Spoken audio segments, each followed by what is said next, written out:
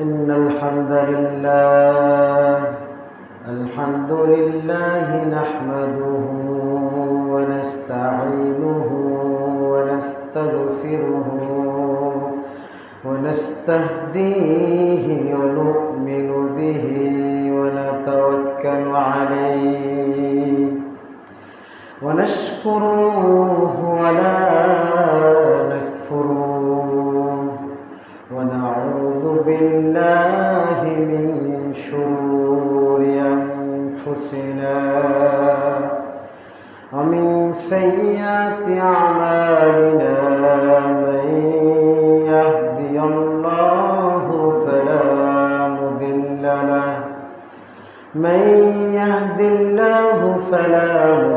له ومن يضلله فلا هادي له ونشهد أن سيدنا وسندنا وطبيبنا وطبيب قلوبنا ومولانا محمدا عبده ورسوله صلى الله عليه وعلى آله وأصحابه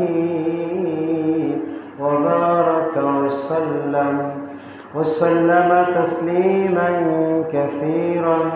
كثيرا أرسله بالحق بشيرا ونذيرا وداعيا إلى الله بإذنه وسراجا وقمرا منيرا أما بعد فقد قال الله تعالى في كلامه المجيد وفرقانه الحميد أعوذ بالله من الشيطان الرجيم بسم الله الرحمن الرحيم ما كان محمد أبا أحد من رجالكم ولكن رسول الله وخاتم النبيين وكان الله بكل شيء عليما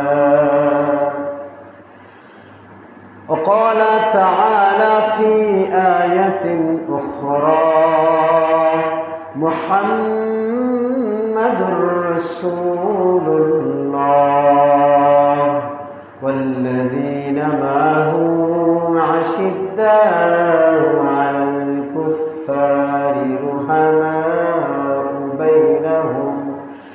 رحماء بينهم تراء ركعا سجدا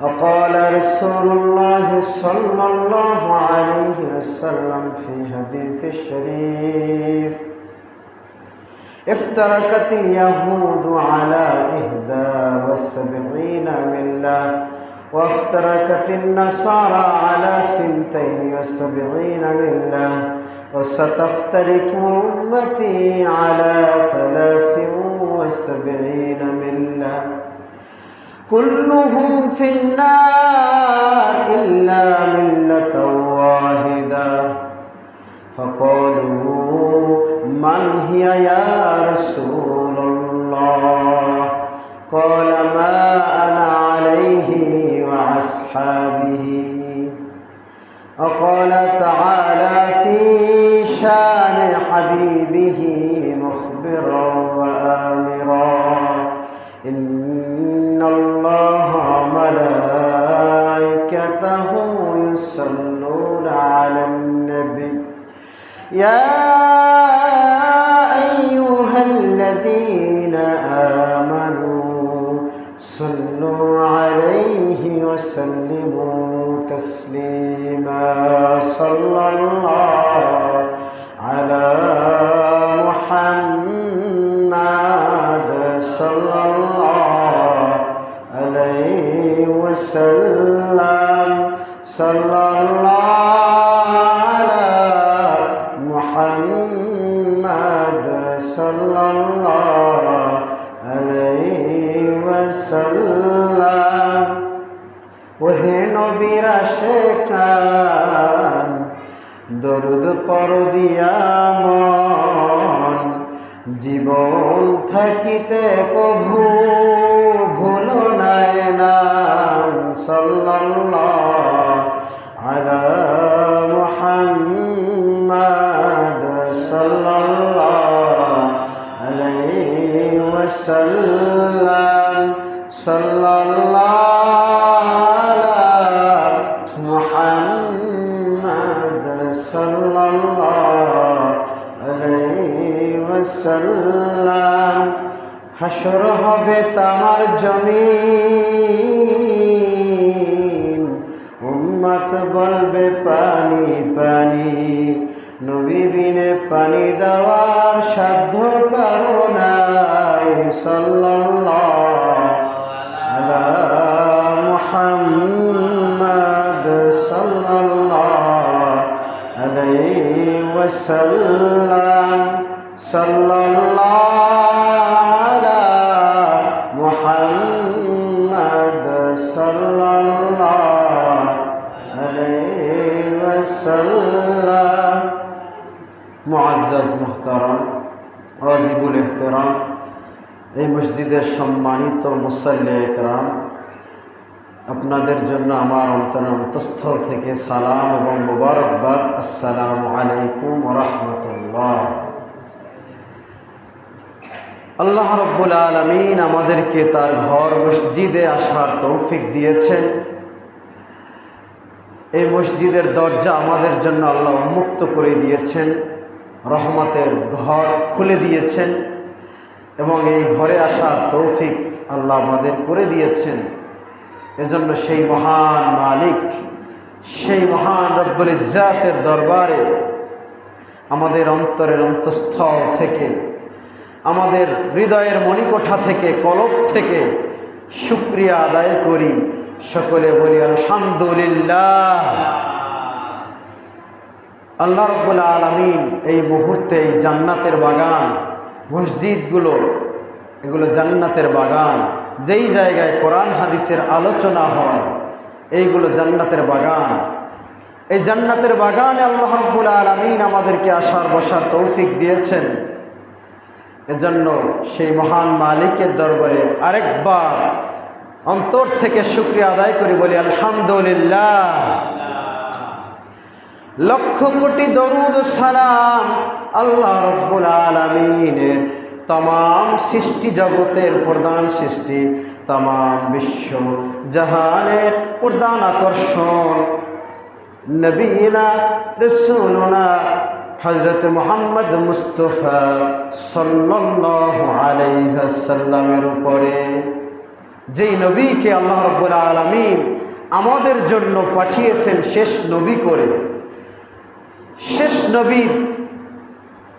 শেষ নবী হিসেবে আমাদের এই শেষ উম্মতদের জন্য আল্লাহ রাব্বুল আলামিন তাকে পাঠিয়েছেন। আল্লাহ রাব্বুল আলামিন আমাদের নবীকে পাঠিয়ে ঘোষণা করেন কোরআনে পাকে, ওমা আরসালনাকা ইল্লা রাহমাতাল লিল আলামিন। নবী, আমি আপনাকে দুনিয়ার জন্য রহমত স্বরূপ, দুনিয়ার জন্য হেদায়েত স্বরূপ, একটা আলোকবর্তিকা স্বরূপ আমি আপনাকে পাঠিয়েছি। এই দুনিয়া, এই বিশ্বজগতের জন্য আপনি রহমত।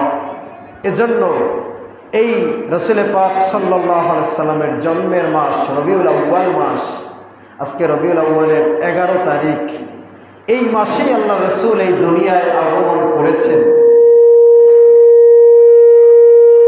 এই মাসে আল্লাহ রাব্বুল আলামিন দুনিয়ায় পাঠিয়েছেন আমাদের নবী মুহাম্মদ সাল্লাল্লাহু আলাইহি ওয়াসাল্লামকে।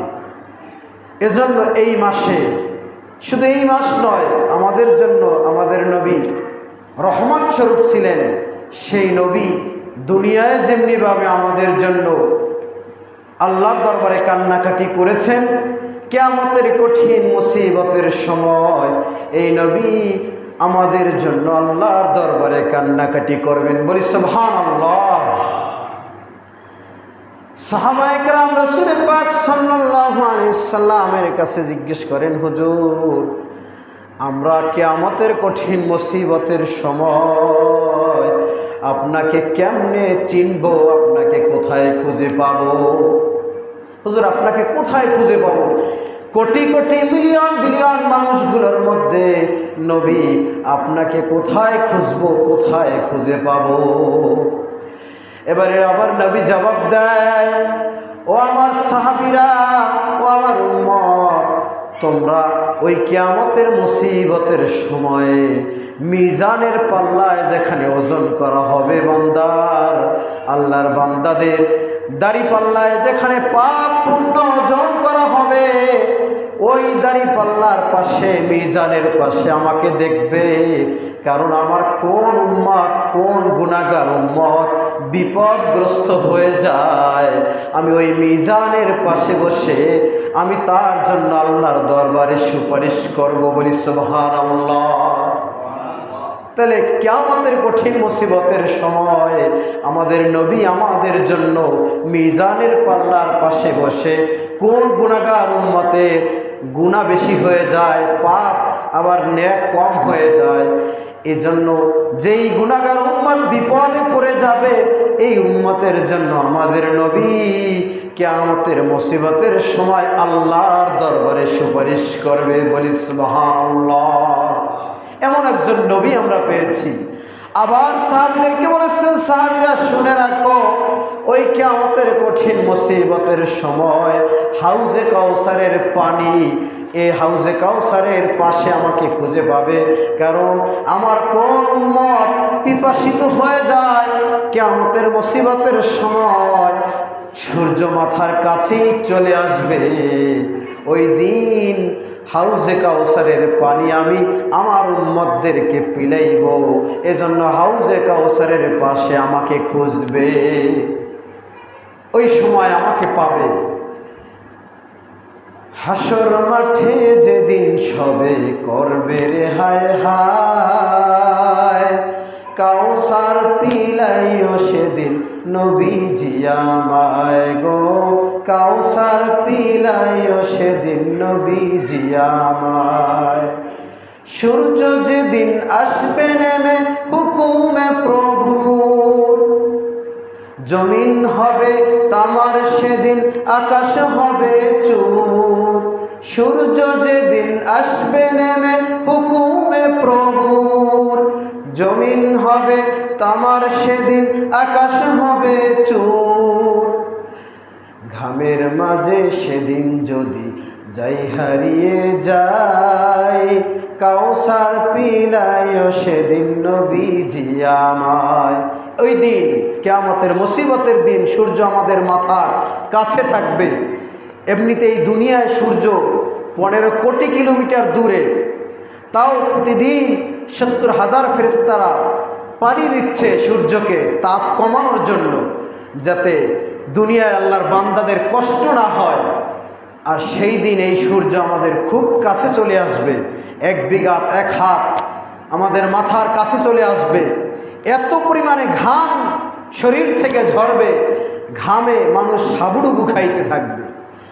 ওই দিন রাসূল পাক সাল্লাল্লাহু আলাইহি সাল্লাম হাউজে কাউসারের পানি গুনাহগার উম্মতদেরকে পিলাইবেন। এমনকি আল্লাহ রাব্বুল আলামিন রহমত করবেন 7 ধরনের মানুষদেরকে, 7 ধরনের মানুষদেরকে আল্লাহ রাব্বুল আলামিন ওই কিয়ামতের মুসিবতের সময় তার আরশের নিচে ছায়া দিবেন। তারা সৌভাগ্যবান।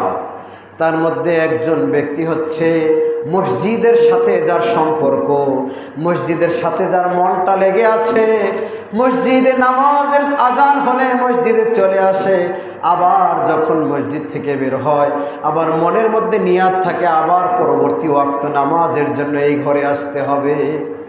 এই ঘরে দৈনিক 5 বার আল্লাহর কাছে হাজিরা দেয়। আল্লাহ রাব্বুল আলামিন যখন এই ঘর থেকে ডাক দেন, হাইয়া আলাস সালাহ, নামাজের জন্য আসো। আমরা তো দেখি মুয়াজ্জিন আমাদেরকে ডাকে, নামাজের জন্য আসো। মূলত মুয়াজ্জিন ডাকে না, বরং আল্লাহ রাব্বুল আলামিনের কথাগুলো মুয়াজ্জিন মাইকের মাধ্যমে আমাদের কানে পৌঁছিয়ে দেয়।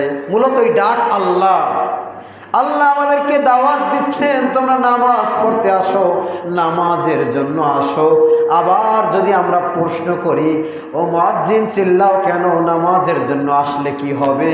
পরবর্তী বাক্যে আবার মুয়াজ্জিন জবাব দেয়, হাইয়া আলাল ফালাহ, নামাজের জন্য আসলে তোমার কল্যাণ হবে, তুমি কল্যাণের অভিযাত্রী হতে পারবে। ফালাহ শব্দের অর্থ হচ্ছে কল্যাণ। কদ আফলাহাল মুমিনুন, মুমিনরা সফল কাম হয়ে গেছে। আল্লাযীনা হুম ফি সালাতিহিম খাশিউন, সূরা মুমিনুনেও আল্লাহ এখানে বলেছেন, যারা তাদের নামাজের ব্যাপারে আল্লাহকে ভয় করে, নামাজের ব্যাপারে আল্লাহর সামনে দাঁড়ায় খুশু খুদু সহকারে নামাজ আদায় করে, ভয় নিয়ে আল্লাহকে হাজির নাজির জেনে নামাজ আদায় করে, ওই ব্যক্তি, ওই মুমিন, ওই মুসলমান আল্লাহ দরবারে সফল কাম। বলি সুবহানাল্লাহ। আবার রাসূল পাক সাল্লাল্লাহু আলাইহি সাল্লামকে যখন প্রশ্ন করেছেন, নবী আপনাকে আমি কিয়ামতের ময়দানে কোথায় খুঁজে পাবো? নবী জবাব দেয়, পুলসিরাত, কিয়ামতের ময়দানে পুলসিরাত থাকবে জাহান্নামের উপর থেকে চুলের চেয়েও চিকন, হীরার চেয়েও ধারালো একটা পোল থাকবে। এই পোল পার হয়ে জান্নাতে যেতে হবে। ওই পুলের পাশে আমি দাঁড়িয়ে থাকব। আমার কোন উম্মত ওই পুলসিরাত পার হতে কষ্ট হয়, জাহান্নামে পড়ে যাওয়ার উপক্রম হয়, ওই দিন আমি পুলসিরাতের পাশে দাঁড়িয়ে থাকব। যেই উম্মত দেখব পুলসিরাত পার হতে পারছে না, তার দুনিয়ায় নেক আমল কম ছিল, এজন্য পুলসিরাত পার হতে পারছে না, কষ্ট হচ্ছে, পুলসিরাত থেকে পড়ে যাবে অবস্থা। এমন সময় আমি আল্লাহর দরবারে সুপারিশ করব, আল্লাহ আমার এই উম্মতকে তুমি পুলসিরাত পার হওয়ার ব্যবস্থা করে দাও। পুলসিরাতের পাশে দাঁড়িয়ে আমি আল্লাহর দরবারে সুপারিশ করব। সুতরাং আমার সাহাবীরা, তোমরা আমাকে সেই দিন পুলসিরাতের পাশে খুঁজবে, হাউজে কাউসারের পাশে আমাকে খুঁজে পাবে, আবার মিজানের পাল্লার পাশে আমাকে খুঁজে পাবে। এজন্য সেই নবীকে ভালোবাসার দরকার আছে না নাই? একটু জোরে বলেন, আছে না নাই? এই নবীর জন্মের মাস, এই মাস আমাদের শিক্ষা দেয় নবীকে ভালোবাসতে হবে। শুধু মুখে মুখে না, নবীকে, তার আদর্শ আমাদের গ্রহণ করতে হবে। আল্লাহ রাব্বুল আলামিন বলেন, কুল ইন কুনতুম তুহিব্বুনাল্লাহ ফাত্তাবিউনি ইউহিব্বুকুমুল্লাহ ওয়া ইয়াগফির লাকুম যুনুবাকুম আল্লাহু গফুরুর রাহিম। আল্লাহ নবীকে জানিয়ে দিতে বলেছেন, নবী আপনি জানিয়ে দেন, তোমরা যদি আল্লাহকে ভালোবাসতে চাও, আল্লাহ যেহেতু আমাদেরকে সৃষ্টি করেছেন, খাবার দেন, রিজিক দেন, পোশাক, বাসস্থান সব কিছুর ব্যবস্থা করেন, প্রতিনিয়ত প্রতি সেকেন্ডে আমাদের যেটা দরকার অক্সিজেন, এই অক্সিজেন আরও কত নিয়ামত, এই নিয়ামতগুলো গুনতে গুনতে আমাদের হায়াত শেষ হয়ে যাবে। আল্লাহর নিয়ামত গুনে শেষ করা যাবে না। এতগুলো নিয়ামত যিনি দিয়েছেন, সেই আল্লাহকে ভালোবাসার দরকার আছে না নাই? আল্লাহকে ভালোবাসতে হবে। কিন্তু আল্লাহকে ভালোবাসবো কেমনে? আল্লাহ জানিয়ে দেয়, নবী আপনি বলে দেন, ও আমার বান্দারা, তোমরা যদি আল্লাহকে ভালোবাসতে চাও তবে আমি নবীকে ভালোবাসো। নবীকে ভালোবাসলে আল্লাহকে ভালোবাসা হবে। এবং আরও বলেছেন, ফাত্তাবিউনি, আমাকে অনুসরণ করো। নবীকে ভালোবাসার মাধ্যম মুখে মুখে না, যে আমি নবীকে খুব ভালোবাসি, অথচ আমাদের মুখে দাড়ি নেই, সুন্নাতের ধার ধারে না, নামাজের ধার ধারে না, অথচ বলে নবীকে খুব ভালোবাসি। এই ভালোবাসা নবী চায় না, বরং ভালোবাসতে হবে নবীকে অনুসরণের মাধ্যমে। যেই আদর্শ আমাদের জন্য দুনিয়ায় রেখে গেছেন, আল্লাহ বলেন, লাকাদ কানা লাকুম ফি রাসূলিল্লাহি উসওয়াতুন হাসানাহ তোমাদের জন্য সর্বোত্তম আদর্শ হিসেবে আমি নবীকে রেখে যাচ্ছি। নবীকে তোমরা আদর্শ হিসেবে তাকে অনুসরণ করবা, তবে আল্লাহ তোমাদেরকে ভালোবাসবেন। শুধু আল্লাহ ভালোবাসবেন না, বরং আল্লাহ তোমাদের পিছনের জীবনের যাবতীয় গুনাহগুলো আল্লাহ এই নবীকে অনুসরণ করার কারণে মাফ করে দিবেন। সুবহানাল্লাহ। এজন্য আমাদের এই রবিউল আউয়াল মাস শিক্ষা দেয় নবীকে ভালোবাসতে হবে অনুসরণের মাধ্যমে, তার সুন্নাতগুলো পালনের মাধ্যমে, অন্তর থেকে ভালোবাসতে হবে। হযরত আনাস রাদিয়াল্লাহু তাআলা আনহু থেকে হাদিস বর্ণিত, রাসূল পাক সাল্লাল্লাহু আলাইহি ওয়াসাল্লাম বলেন, লা ইউমিনু আহাদুকুম হাত্তা আকুনা হাব্বা ইলাইহি মিন ওয়ালাদিহি ওয়া ওয়ালাদিহি ওয়ান নাসি আজমাইন। রাওয়াহুল বুখারী। বুখারী শরীফের মধ্যে আসহাহুল কিতাবি বাদা কিতাবিল্লাহ, সহিহুল বুখারী, কোরআনের পরে সর্বশ্রেষ্ঠ কিতাব এই দুনিয়ায় সহিহুল বুখারী, বুখারী শরীফ। এই বুখারী শরীফের হাদিসের মধ্যে আনাস রাদিয়াল্লাহু থেকে বর্ণনা, রাসূল পাক সাল্লাল্লাহু আলাইহি ওয়াসাল্লাম বলেন, তোমাদের কেউ পরিপূর্ণ ঈমানদার হতে পারবে না, ঈমানদার হতে পারবে না যতক্ষণ না পর্যন্ত তোমাদের পিতা মাতা, আত্মীয় স্বজন, স্ত্রী পুত্র পরিজন, এমনকি নিজের জীবনের চাইতেও তোমরা আমি নবীকে বেশি ভালো না বাসবে, ততক্ষণ পর্যন্ত তোমরা ঈমানদার হতে পারবে না। বলি সুবহানাল্লাহ। এজন্য ঈমানদার হওয়ারও একটা শর্ত হচ্ছে নবীকে ভালোবাসা, নবীর অনুসরণ করা। আমরা যে ঈমান আনি, ঈমানের প্রথম ঈমান যদি আমরা না আনি, আমাদের নামাজ, রোজা, হজ, যাকাত কোনো ইবাদতেই কবুল হবে না। আর ঈমান প্রথমে আনতে হলে আমাদেরকে কালিমা বিশ্বাস করতে হবে। কালিমায়ে তাইয়্যিবা লা ইলাহা ইল্লাল্লাহু মুহাম্মাদুর রাসূলুল্লাহ। আমি সাক্ষ্য দিচ্ছি যে আল্লাহ ছাড়া কোনো মাবুদ নেই, এই সাক্ষ্য দিতে হবে। এবং নবী হযরত মুহাম্মদ মুস্তাফা সাল্লাল্লাহু আলাইহি সাল্লাম আল্লাহর বান্দা ও রাসূল, এই সাক্ষ্য না দিলে ঈমানদার হয় না, মুমিন হয় না, মুসলমান হতে পারে না। এজন্য ঈমানদার হতে হলেও নবীকে ভালোবাসতে হবে। নবীর ভালোবাসাই আমাদের ঈমান। আল হুব্বু ফিল্লাহ ওয়াল বুগযু ফিল্লাহ। নবীকে ভালোবাসা মানে আল্লাহকে ভালোবাসা। আর আল্লাহকে ভালোবাসলে আল্লাহ কি করবেন? আমাদের গুনাহগুলো মাফ করে দিবেন এবং আমাদের জন্য আল্লাহ রাব্বুল আলামিন আজরুন আযীম, মহান প্রতিদানের ব্যবস্থা করে রেখেছেন, জান্নাত। আবার এই মাস আমাদের শিক্ষা দেয় কেমন আচরণের অধিকারী ছিলেন আমাদের নবী। ওয়া ইন্নাকা লাআলা খুলুকিন আযীম, যার চরিত্রের ব্যাপারে আল্লাহ রাব্বুল আলামিন ঘোষণা দেয় যে নবী আপনি মহান চরিত্রের অধিকারী। নবীকে যখন পাগল বলতেছিল, ইসলামের দাওয়াত দেয়, আর কাফেররা বলে পাগল হয়ে গেছে মুহাম্মদ, নাউজুবিল্লাহ বলি। পাগল বলতেন সব নবীদেরকে, তার উম্মতরা এভাবে পাগল উপাধি দিয়েছিল। নূহ আলাইহিস সালামকে পাগল বলতো, মুসা আলাইহিস সালামকে তার উম্মতরা পাগল বলতো। এভাবে আমাদের নবী যখন কোরআনের দাওয়াত দিতে লাগলেন, এই দ্বীনের দাওয়াত মানুষের দ্বারে দ্বারে পৌঁছে দিতে লাগলেন, এক পর্যায়ে যখন কাফেররা নবীকে পাগল বলতেছিল, আমাদের নবীর মনটা একটু খারাপ হয়ে গেছে, মনটা একটু ব্যথাতুর হয়ে গেছে। এমন সময় আল্লাহ রাব্বুল আলামিন জিবরাইল আলাইহিস সালাতু সালামের মাধ্যমে আয়াত নাজিল করেছেন, বিসমিল্লাহির রহমানির রহিম, নূন ওয়াল কলামি ওয়া মা ইয়াসতুরুন, মা আনতা বিনি'মাতি রাব্বিকা বিমাজনুন, ওয়া ইন্নাকা লা'আলা খুলুকিন আযীম। আল্লাহ রাসূল সাল্লাল্লাহু আলাইহি সাল্লাম মহান চরিত্রের অধিকারী, এটা জানিয়ে দিয়েছেন এই আয়াতের মাধ্যমে। নবী আপনি মহান চরিত্রের অধিকারী, আপনার কাছে আল্লাহর রহমত, আল্লাহর নেয়ামত অবিরত নাজিল হতেই থাকবে। নবী আপনি মন খারাপ করবেন না। যারা আপনাকে পাগল বলে তারাই মূলত পাগল, আপনি পাগল না। আপনাকে আল্লাহ রাব্বুল আলামিন এত বেশি নেয়ামত দিবেন, আপনি খুশি হয়ে যাবেন। কিয়ামতের ময়দানে আল্লাহ এত বেশি নেয়ামত আপনাকে দিবেন, আপনি খুশি হয়ে যাবেন। এই নবী আমাদের জন্য আদর্শ। নবী মুহাম্মদ সাল্লাল্লাহু আলাইহি সাল্লাম সব ধরনের মানুষের জন্যই আদর্শ ছিলেন। আবার রাসূল পাক সাল্লাল্লাহু আলাইহি সাল্লাম বলেছেন, বুইস্তু মুআল্লিমান, আমি পৃথিবীতে আমাকে পাঠিয়েছেন শিক্ষক হিসেবে। রাসূল পাক সাল্লাল্লাহু আলাইহি সাল্লাম উম্মতের কাছে শিক্ষক ছিলেন। নবী আমাদের জন্য শিক্ষক। নবীর শিক্ষক এই পৃথিবীতে কেউ ছিল না।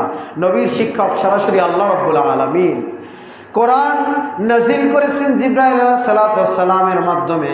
আবার মিরাজ রাত্রে রাসূল পাক সাল্লাল্লাহু আলাইহি ওয়াসাল্লামের উপরে আল্লাহ রাব্বুল আলামিন দেখা করেছেন, সাক্ষাৎ করেছেন। এজন্য আমাদেরকে সেই নবীকে ভালোবাসতে হবে। ওই মিরাজ রজনীতে আমাদের এই গুনাহগার উম্মতের গুনাহগুলো নিয়ে গিয়েছিলেন রাসূল পাক সাল্লাল্লাহু আলাইহি ওয়াসাল্লাম আল্লাহর দরবারে। বলেছেন, আল্লাহ আমার এই উম্মতদের গুনাহগুলো আপনি ক্ষমা করে দেন। আল্লাহ রাব্বুল আলামিন বলেছেন যে তোমার উম্মতের গুনাহগুলো আমি ক্ষমা করে দিলাম এবং তোমার উম্মতের জন্য আমি উপহার দিলাম 5 ওয়াক্ত নামাজ। 50 ওয়াক্ত নামাজ ছিল।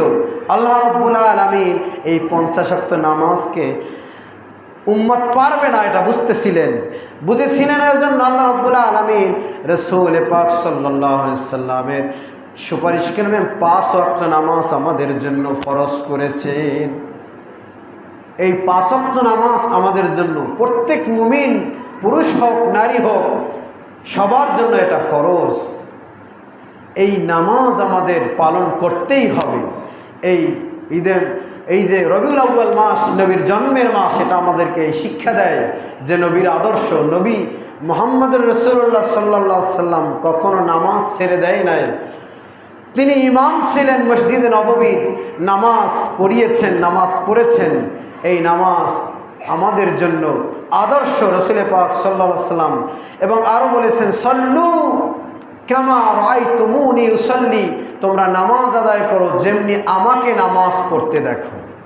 নবীকে যেভাবে নামাজ আদায় করতে সাহাবায়ে কেরাম দেখেছেন, সেটা তাবিঈনে কেরামের কাছে শিক্ষা দিয়ে গেছেন। আবার তাবিঈনে কেরাম তারা তাবিঈনের কাছে এই শিক্ষা দিয়ে গেছেন। এভাবে আমাদের কাছে এই ওলামায়ে কেরামের মাধ্যমে নামাজ চলে এসেছে। হাদিসের মাধ্যমে নামাজ কিভাবে পড়তে হয় এই শিক্ষা রাসূল পাক সাল্লাল্লাহু আলাইহি সাল্লাম থেকে চলে এসেছে। এজন্য এই জুমার নামাজে আপনারা যেভাবে উপস্থিত হয়েছেন, শুধু জুমার নামাজ ফরজ নয়, বরং জুমার নামাজ তো ফরজ আছেই, পাশাপাশি 5 ওয়াক্ত নামাজও ফরজ। আর এই জুমার নামাজের চেয়েও আগে ফরজ হয়েছে 5 ওয়াক্ত নামাজ।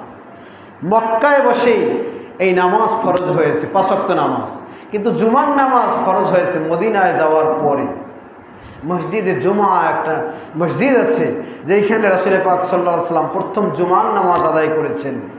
আল্লাহ রাব্বুল আলামিন যখন বলেছেন, ইয়া আইয়ুহাল্লাযীনা আমানু ইযা নুদিয়া লিস-সালাতি মিন ইয়াউমিল জুমআ, হে ইমানদারগণ, তোমাদেরকে যখন নামাজের জন্য আহ্বান করা হয়, তোমরা তোমাদের ব্যবসা বাণিজ্য, কাজ কারবার, যাবতীয় ব্যস্ততা ফেলে তোমরা নামাজের জন্য আল্লাহর আহ্বানে সাড়া দাও, মসজিদে চলে আসো, আল্লাহর ঘরে চলে আসো। এজন্য এই নামাজ আমাদের আদায় করতে হবে। জুমার নামাজের পাশাপাশি 5 ওয়াক্ত নামাজও যদি আমরা আদায় করি, রাসূল পাক সাল্লাল্লাহু আলাইহি সাল্লাম বলেছেন, বাইনাল আবদি ওয়া বাইনাল কুফরি তারকুস সালাত। মুসলমান এই পরিচয়, মুসলমান আর কাফেরের মধ্যে পার্থক্য হচ্ছে নামাজ। যে নামাজ আদায় করে সে মুসলমান, আর যে নামাজ আদায় করে না, মুসলমানিত্ব তার থাকে না তখন আর। মান তারাকাস সালাতা ফাকাদ মান তারাকাস সালাতা ফাকাদ হাদামাদ দ্বীন, যে নামাজ ছেড়ে দিল সে যেন দ্বীনকেই ছেড়ে দিল, দ্বীনই ধ্বংস করলো। আবার মান আকামাস সালাতা, যে ব্যক্তি নামাজ কায়েম করলো, ফাকাদ আকামাদ দ্বীন, সে যেন এই দ্বীন ইসলামকে প্রতিষ্ঠা করলো। এজন্য ইসলামের অন্য যত খুঁটি আছে, বুনিয়াল ইসলাম আলা খামসিন, 5টা খুঁটি আল্লাহ রসুল বলেছেন, নামাজ, রোজা, হজ, যাকাত, কালেমা। এই 5টা খুঁটির মধ্যে প্রতিদিন আমাদের জন্য যেটা দরকার সেটা হচ্ছে নামাজ। আর একটা হচ্ছে রাসূলের ভালোবাসা। এই অন্তরে থাকতে হবে রাসূলের ভালোবাসা। এজন্য রাসূলের উপরে বেশি বেশি দরুদ শরীফ আদায় করতে হবে। রাসূলকে ভালোবাসেন, এর নমুনা হচ্ছে রাসূলের উপরে আপনি দরুদ পড়েন, নিয়মিত দরুদ শরীফ পড়েন। যে ব্যক্তি রাসূলের উপরে বেশি বেশি পরিমাণে দরুদ শরীফ পড়ে, আল্লাহ রাব্বুল আলামিন তার বিপদ আপদ দূর করে দেয়। আবার আল্লাহ রাসূল বলেছে, মান সাল্লা আলাইয়া সালাতান ওয়াহিদাতান সাল্লাল্লাহু আলাইহি আশরা সালাওয়াতিন আহুত্তাত আনহু আশরা খাতিয়াত ওয়া রুফিয়াত লাহু আশরা দারাজাত। যে ব্যক্তি আল্লাহ রাসূলের উপরে একবার দরুদ শরীফ পড়ে, আল্লাহ রাব্বুল আলামিন তার উপরে 10 বার রহমত নাজিল করেন। সুবহানাল্লাহ বলি। এজন্য দরুদ শরীফ পড়ার দরকার আছে না নাই? বেশি বেশি অন্তর থেকে মোহব্বতের সাথে রাসূলের উপরে দরুদ শরীফ পড়তে হবে। একটু দরুদ শরীফ পড়ি, সাল্লাল্লাহু আলা মুহাম্মাদ সাল্লাল্লাহু আলাইহি ওয়াসাল্লাম, সাল্লাল্লাহু আলা মুহাম্মাদ সাল্লাল্লাহু আলাইহি ওয়াসাল্লাম।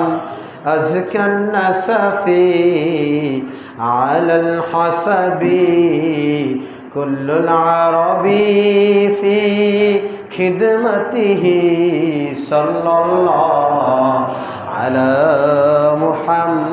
محمد صلى الله عليه وسلم صلى الله على محمد সাল্লাল্লাহু আলাইহি ওয়াসাল্লাম।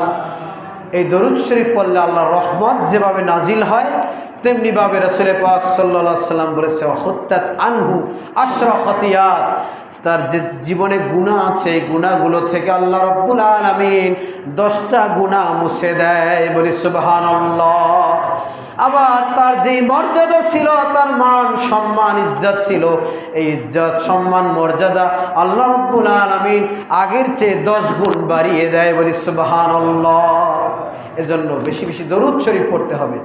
আবার এক সাহাবায়ে কেরাম এসে জিজ্ঞেস করলেন, হুজুর আপনার কিয়ামতের ময়দানে আপনার কাছে কিভাবে থাকতে পারবো, আপনি একটু উপায় বলে দেন।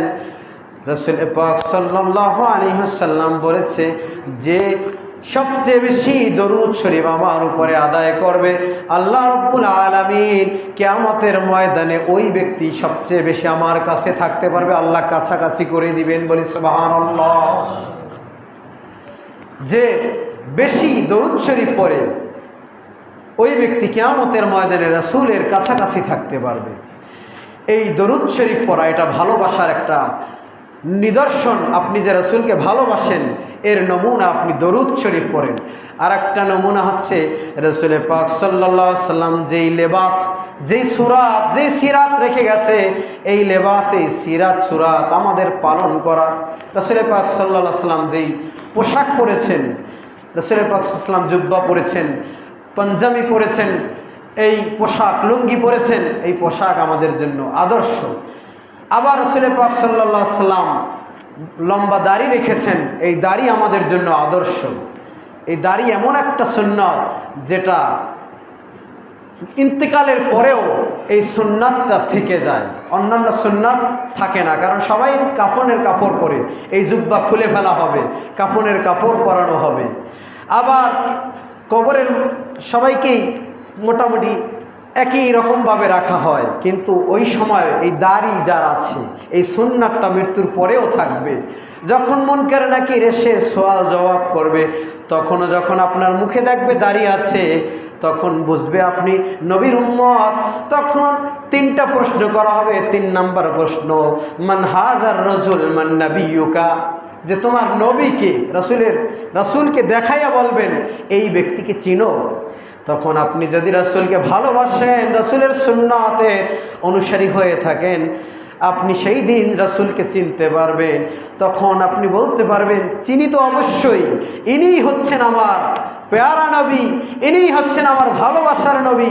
এর উপরে শত শত হাজার হাজার বার দরুদ শরীফ পড়েছি। এই নবীকে প্রাণের চেয়েও, মা বাবার চেয়েও, স্ত্রী পুত্র পরিজনের চেয়েও বেশি ভালোবেসেছি। এই নবীকে চিনব না কেমনে? অবশ্যই চিনি।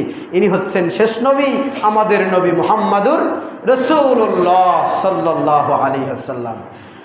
এই প্রশ্নের উত্তর দিতে হলে নবীর আদর্শ আমাদের গ্রহণ করতে হবে, নবীর এই আদর্শ সুন্নাত আমাদের পালন করতে হবে, দাড়ি রাখতে হবে। এবং অন্যান্য যে আদর্শগুলো আমাদের রেখে গেছেন, রাসূল পাক সাল্লাল্লাহু আলাইহি ওয়াসাল্লাম যখন প্রথম দাওয়াত দেয়, কোরআন প্রথম নাজিল হয়, তখন সব আত্মীয় স্বজনকে দাওয়াত দিয়েছেন, তাদেরকে খাবার খাওয়িয়েছেন। খাবার খাওয়ানোর পরে একত্রিত করে বলতেছেন, আল্লাহর প্রশংসা করে এরপরে বলতেছেন, আলহামদুলিল্লাহ, আমি আপনাদের সামনে দাঁড়িয়েছি।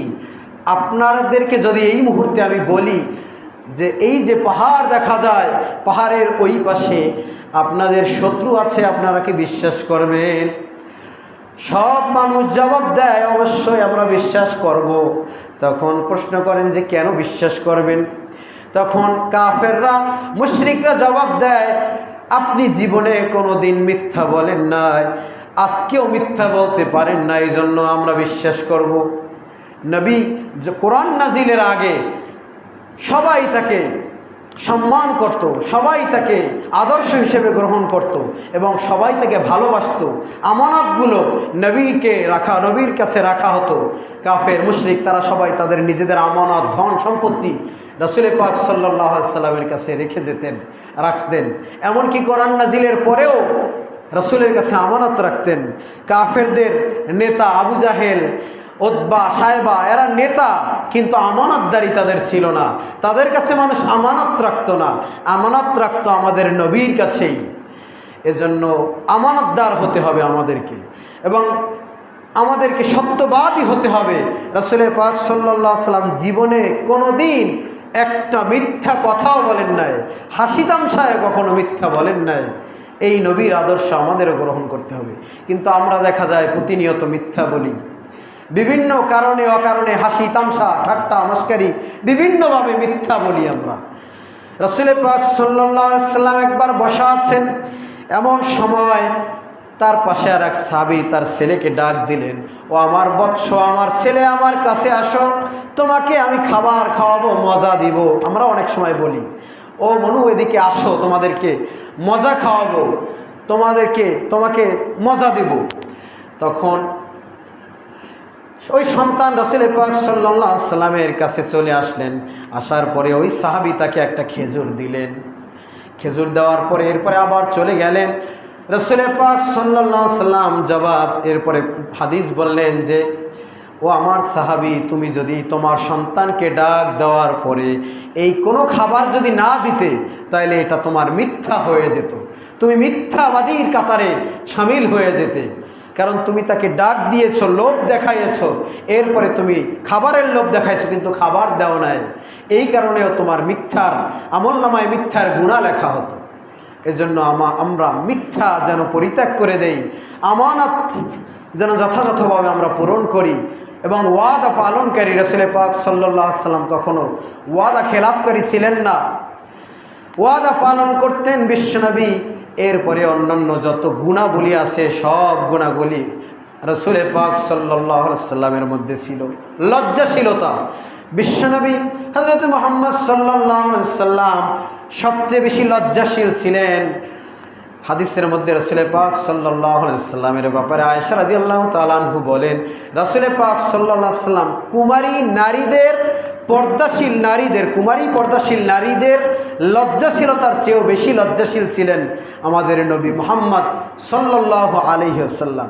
আবার রাসূল পাক সাল্লাল্লাহু আলাইহি ওয়াসাল্লাম দানশীল ছিলেন, সবচেয়ে বেশি দান করতেন। একবার এক লোক এসে রাসূল পাক সাল্লাল্লাহু আলাইহি ওয়াসাল্লামকে বলতেছেন, হ্যাঁ নবী, এই যে দুই পাহাড়ের মাঝে আপনার অনেকগুলো ছাগল দেখা যায়, এই ছাগলগুলো আপনি আমাকে দান করে দেন। রাসূল পাক সাল্লাল্লাহু আলাইহি ওয়াসাল্লাম বলেন, আচ্ছা ঠিক আছে, এই ছাগলগুলো, এই বকরিগুলো সবগুলো তোমাকে দান করে দিলাম। বলি সুবহানাল্লাহ। একসাথে অনেকগুলো বকরি দান করে দিলেন। এমনকি রমজান মাসে সবচেয়ে বেশি দানশীল ছিলেন আমাদের নবী মুহাম্মদ সাল্লাল্লাহু আলাইহি ওয়াসাল্লাম। তার ঘরে 3 দিনের বেশি কোনো সময় সম্পদ জমা হতে পারত না, দান করে দিতেন। খাদিজা রাদিয়াল্লাহু তাআলা আনহুকে যখন বিবাহ করেছেন, খাদিজা রাদিয়াল্লাহু তাআলা আনহা রাসূল পাক সাল্লাল্লাহু আলাইহি সাল্লামকে সমস্ত সম্পত্তি, আরবদের মধ্যে সবচেয়ে ধনী মহিলা ছিলেন খাদিজা রাদিয়াল্লাহু তাআলা আনহা, সে সব সম্পত্তি আমার নবীকে দান করে দিয়েছিলেন।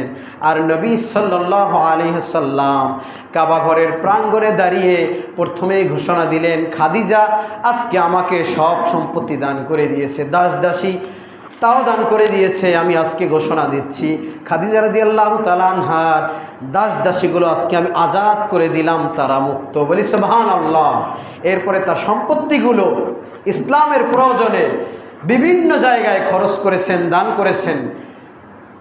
খাদিজার সম্পত্তিগুলো পেয়ে রাসূল পাক সাল্লাল্লাহু আলাইহি ওয়াসাল্লাম মক্কার মধ্যে সেরা ধনী হয়ে গিয়েছিলেন, কিন্তু তিনি এই ধনী চান নাই।